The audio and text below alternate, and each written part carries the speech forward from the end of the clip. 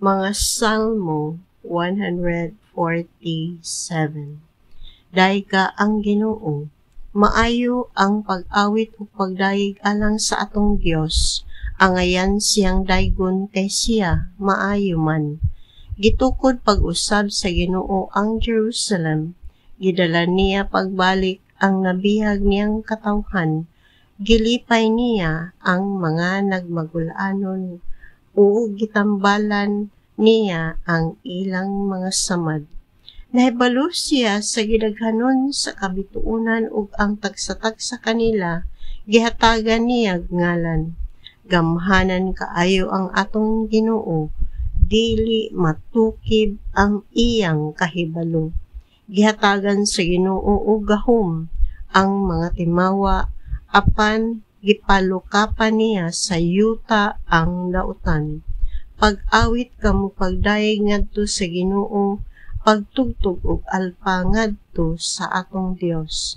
Gilukop niyag mga panganod ang kalangitan, giandaman niyag ulan ang kayutaan, ug sa mga kabungturan gipatubo niya ang mga balili. Gihatagan niyag pagkaon ang mga kahayupan ingon man, ang mga kuyabog sa mga uwak sa panahon nga mangayo kini. Ang iyang kalipay wala diha sa kusgang mga kabayo o sa mga maisog na sundalo. Ang iyang kalipay anaa sa nagpasidungog kaniya, diha kanila nga nagsalig sa iyang gugma nga walay paglubad. Dayga ang Ginoo o Jerusalem, dayga ang imong Dios o Sion. Gilig-o niya ang imong mga ganghaan, gipanalangina niya ang imong katawhan, gipahari niya ang kalinaw sulod sa imong mga utlanan, o gitagbaw kaniya sa labing maayong matang sa trigo. Mumando siya o kini moabot dayon sa kalibutan. Ipadala niya ang niyabe sama sa balhibo sa karniro, o katago niya ang yelo sama sa abog.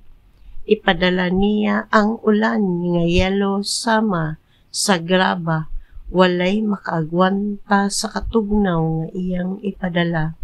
Mumando lamang siya ug matunaw ang yelo, pahangino niya o mudagayday ang tubig. Gihatag niya ang iyang mensahe ngadto sa iyang katawhan, ang iyang mga balaod o pahimatngon ngadto sa Israel. Wala kini niya buhata sa ubang na mga nasod, wala sila masayod sa iyang mga balaod. Dayga ang Ginoo.